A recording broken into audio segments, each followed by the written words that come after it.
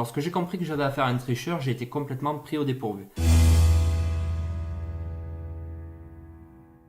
Je n'étais pas du tout préparé à ça, l'adrénaline et la testostérone sont grimpés en flèche et je n'ai pu éviter l'explosion de violence que parce que je me suis fait violence et que j'ai gardé le silence. Si c'était à refaire, je ne sortirais toujours pas la batte de baseball, mais je saurais beaucoup mieux gérer la situation.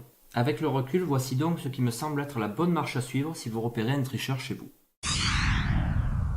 Primo, dès maintenant, préparez-vous à cette éventualité. Si cela peut arriver avec des amis à 2 € la cave et alors que le tricheur a déjà empoché plus d'une vingtaine de caves, cela peut arriver n'importe où et n'importe quand. Être conscient de cela vous aidera à rester calme. Pour moi, il ne s'agit pas de prendre le tricheur présumé la main dans le sac, il vaut mieux continuer à l'observer jusqu'à être totalement sûr à 100% de la tricherie.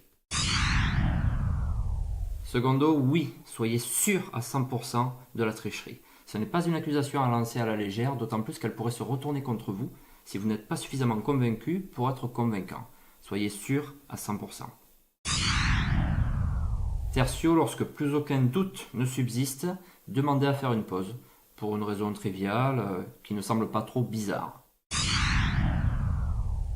Quattro, lors de cette pause, prenez discrètement le tricheur à l'écart et annoncez-lui qu'il est démasqué. Ajoutez que la partie est finie pour lui et qu'il doit faire une croix sur ses gains éventuels. Mais laissez-lui le soin d'annoncer à la reprise qu'il doit quitter la partie pour un motif quelconque. Cinco, une fois le joueur parti, révélez le poteau rose au joueur restant. Certains vous reprocheront certainement de l'avoir laissé filer, mais c'est le bon choix. Une telle situation ne peut que dégénérer au-delà du point de non-retour. Moi, quand je donne, je tiendrai à avoir en main 52 cartes.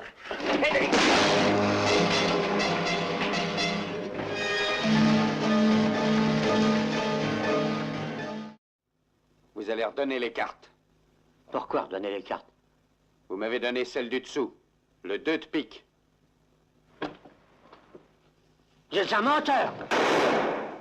Menteur!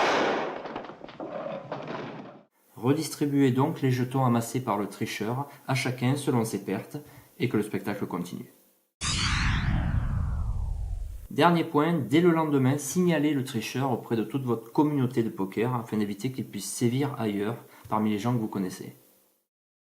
Mais me direz-vous, et si le tricheur, même entre quatre yeux, même avec la possibilité de s'en tirer indemne, refuse de reconnaître ses torts ou de rendre l'argent? Eh bien, vous aurez fait de votre mieux, vous aurez votre conscience pour vous, et c'est sans scrupule que vous pourrez le livrer au jugement public. Donc soyez prêts, mais ne devenez surtout pas paranoïaque à cause de moi.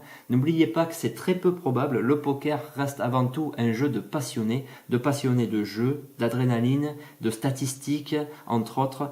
La plupart ne sont pas là pour gagner des sous à tout prix, mais pour passer une bonne soirée. Et en attendant de prochaines vidéos sur le poker et autres, je vous dis à plus.